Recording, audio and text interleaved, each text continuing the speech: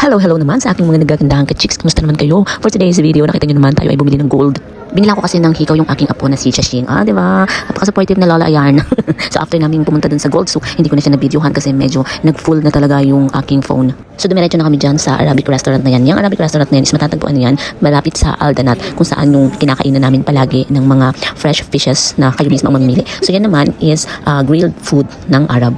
Those are a traditional Arabic-style grilled meat, includes chicken and skewers, shish tawu, as well as kiblam, shish kebab skewers, and kafta or ground meat skewers. So like samgyeopsal, almost the same din siya ng pagkain. Diba? Nilalagay nyo nga lang yung bread nilalagay nyo yung meat sa bread. Tapos, ididip nyo siya sa black bean hummus. Ang sarap niyan, as in. Yung price nga pala ng isang platter ng mixed grilled nila is nagkakalagang 40 riyal. That one is with 3 sticks of chicken tistawu, and then there is a kebab, and then there is the kafta. Yun. Tapos, iba rin ang presyo ng hummus na yan. And then, yung kanilang garlic sauce is iba din yung presyo. So, almost nasa 60 riyal yung binayaran namin kasama na yung drink. So, busog na busog ka na kahit yan lang yung dinner mo pagkatapos mong gumala ng gumala at gumastos ng gumastos. Char. Yan nga pala mga nakikita ninyong beads na nakasabit. Those are called tasbih. It's a Islamic prayer beads. So parang yung sa atin rosary, sa kanila is tasbih. Tapos naloka ako dyan sa nakikita nyo yan. Di ba? Tirador. Yes, nakita ko ng tirador dito sa Qatar. Philippines, tirador. So after nga namin doon, ayan naman, at nagpunta naman kami dyan sa Peanut Festival. Dito rin yan sa Suq Waqif. Di ba? Maraming event na ginagawa dito. Especially kapag gantong panahon and natsyempohan pa na Ramadan. Kaya talaga napakadami nilang ino-open or ginagawang event dito para merong pagkaabalahan yung mga tao dito sa labas. Di ba? Bongga. O syempre si Kuya, para makabenta siya sa akin, kailangan niyang ipatry sa akin lahat ng mga maning tinitinda niya. Those are made from Turkey. It's 1 kilo, 25 real, 1 kilo 25 real. Right. Ubus na talaga itong ano ni Kuya, ang paninda niya. Right, sir. Labat na.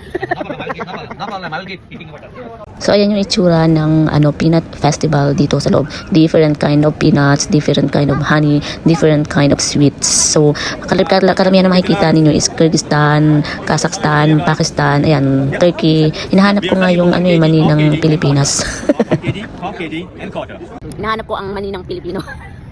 Wala akong makita na nagtitinda ng mani ng Pilipinas. Yan, Tajikistan.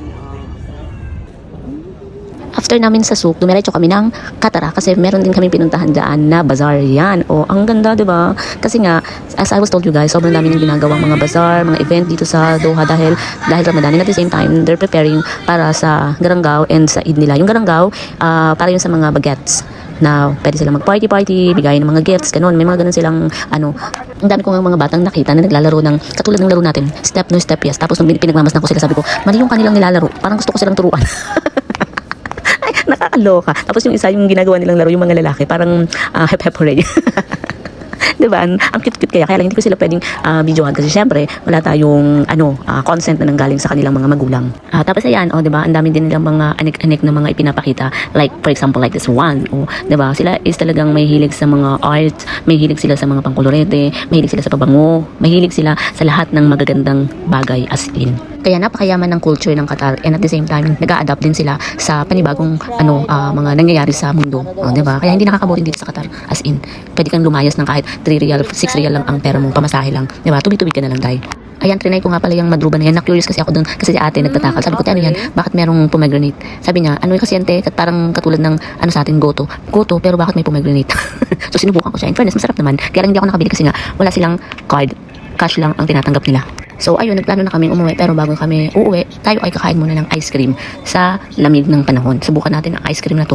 Pakamahal niyan, 17 real. Hindi naman masarap, promise. Oo, hindi na ako uulit diyan. Ang tamis. Parang ako kumakain ng ng asukal ulit. Ganun. Hindi ako nag-enjoy, promise. Hindi ko na siya uulitin.